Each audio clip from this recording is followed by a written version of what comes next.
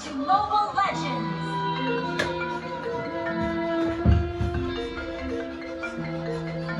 All troops deployed!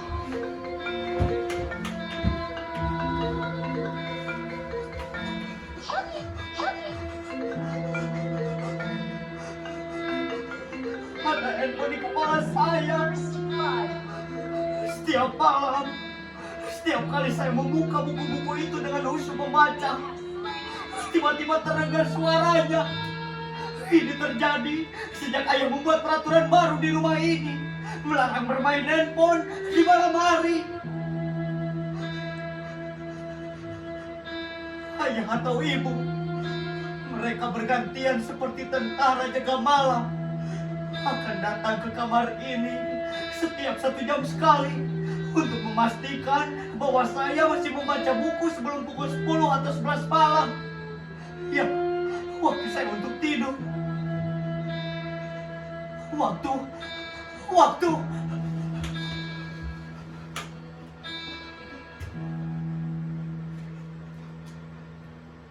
Pintu itu tidak boleh saya kunci sebelum jam tidur tiba. Ya, ini peraturan kedua. Sebentar lagi, sekitar 15 menit atau 20 menitan lagi, salah satu di antara mereka akan datang ke kamar ini. Itu artinya saya harus ada di bangku ini dan membaca.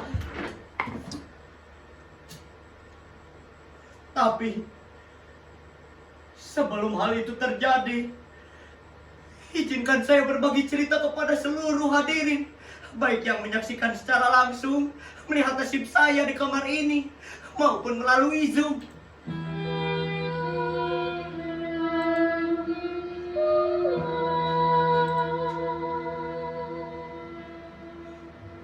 Saya bukannya tidak mau berusaha, bahkan segala daya dan upaya sudah saya kerahkan untuk bisa membaca dengan khusyuk dan bahagia.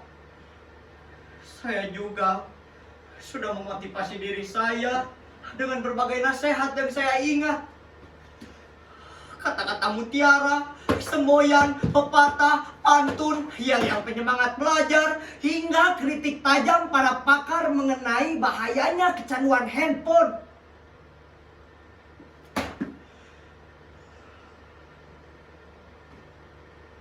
Tapi herannya, hal-hal yang bisa dipakai orang untuk memotivasi diri tidak bisa membesarkan semangat dan gairah. Ya, saya membaca. Kalaupun berhasil, hanya 10 atau 15 menit saja, lalu menguap lagi.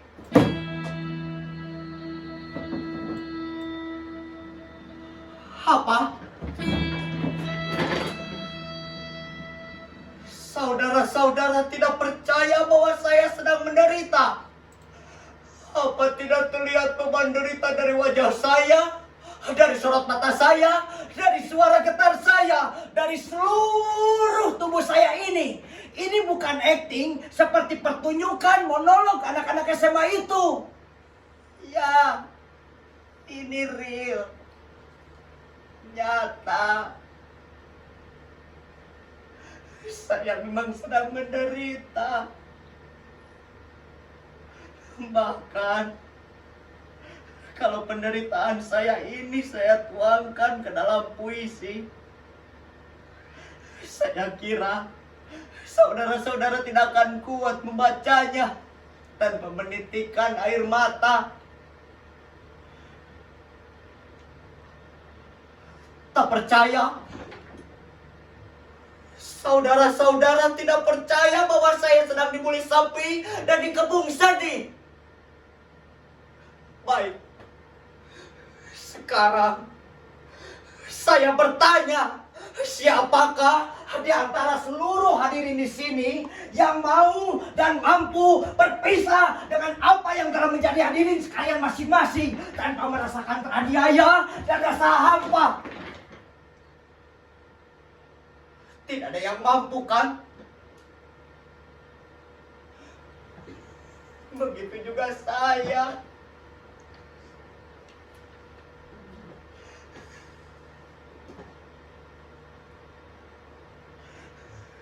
sebuah handphone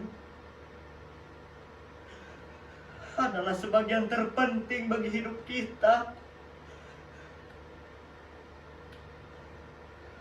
Bayangkan, sejak dari kecil, ia sudah bersama kita, menemani kita di kala pagi, siang, sore, bahkan malam. Ia selalu bersama kita, tanpa mengeluh sedikit pun. Dan ia telah menyimpan nama kita dan seluruh memori kita di dalam dirinya.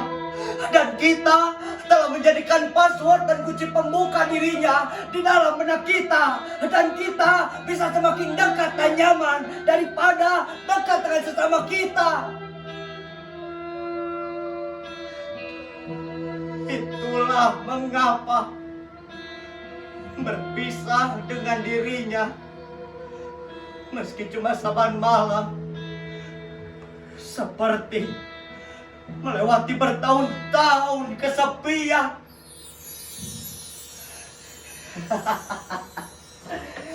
Sejak pertama saya mengerti membaca dan menulis, saya sudah menuliskan nama saya ke dalam dirinya.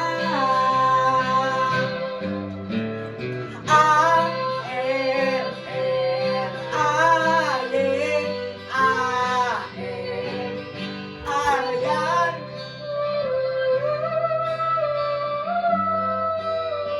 Saya sempat berganti-ganti partner, dari satu handphone ke handphone lainnya. Tapi apapun jenisnya, sikap mereka tetap sama, setia menemani dan melayani.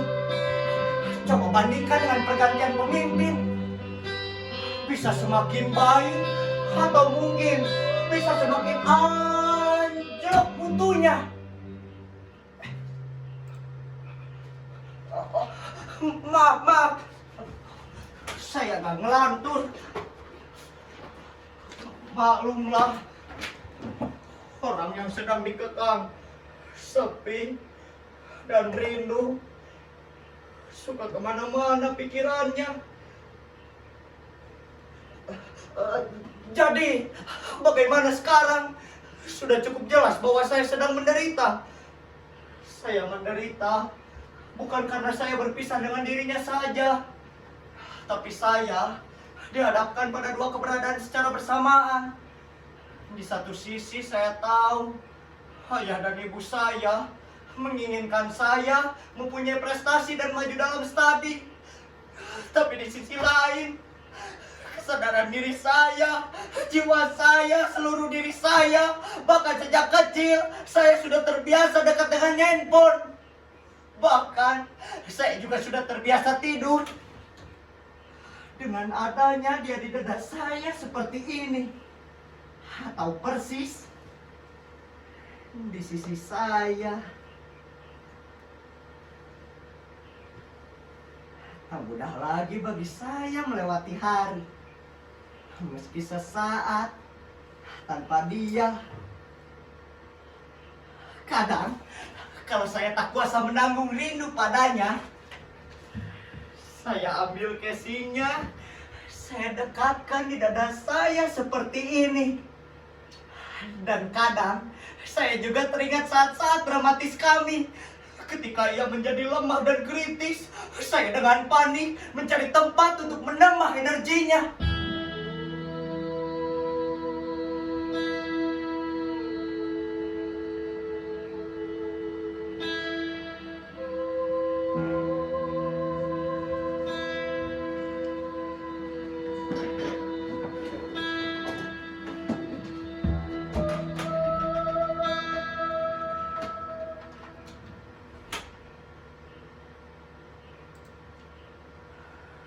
Tidak ada yang lebih membahagiakan selain mendengar suara renyah dan riangnya.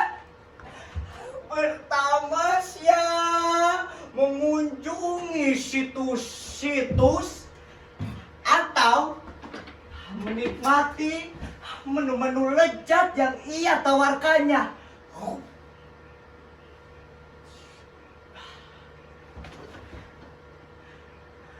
Ia telah membuat hidup ini menjadi lebih mudah, simpel, lebih cepat, dan ia tidak akan membiarkan kita menunggu lama-lama.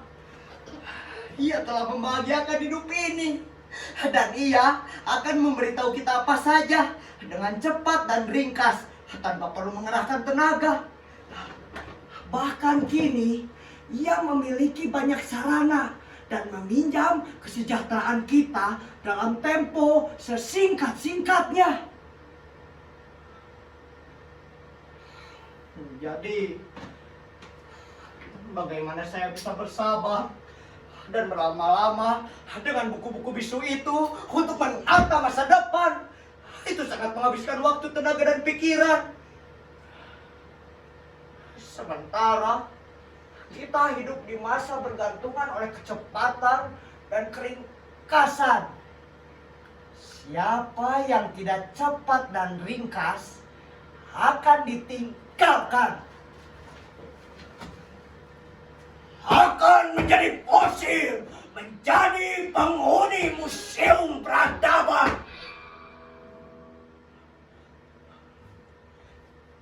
Saya sebenarnya sudah hampir berhasil tidak bergantungan dengan handphone, selain hal penting saja. Tapi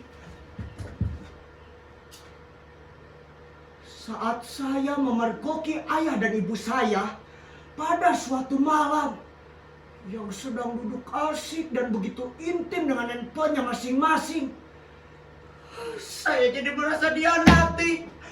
Bahkan sejak saat itu, kemampuan saya untuk berpisah dengan dirinya semakin menurun. Bahkan kini, yang ada di kepala saya menjadi denyut seperti jantung saya. Saya sudah teramat mencintainya.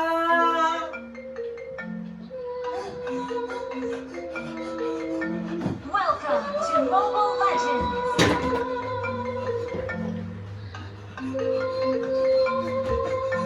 All troops deployed!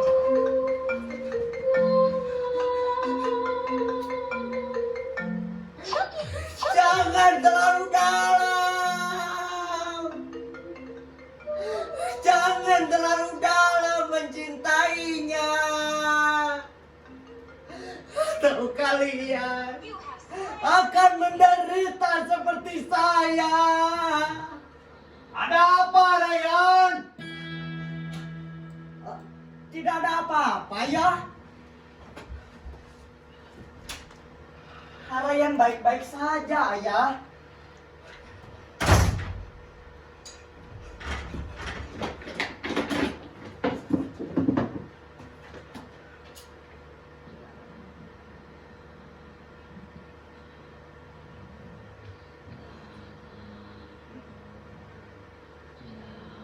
Jangan terlalu dalam, jangan terlalu dalam, jangan terlalu dalam, Betapa berat jangan terlalu dalam, dan panjang jalan yang harus kutempuh. jangan terlalu dalam, jangan terlalu dalam. Tapi inilah salah satu yang harus kulakukan untuk kembali kepada kelahiranku.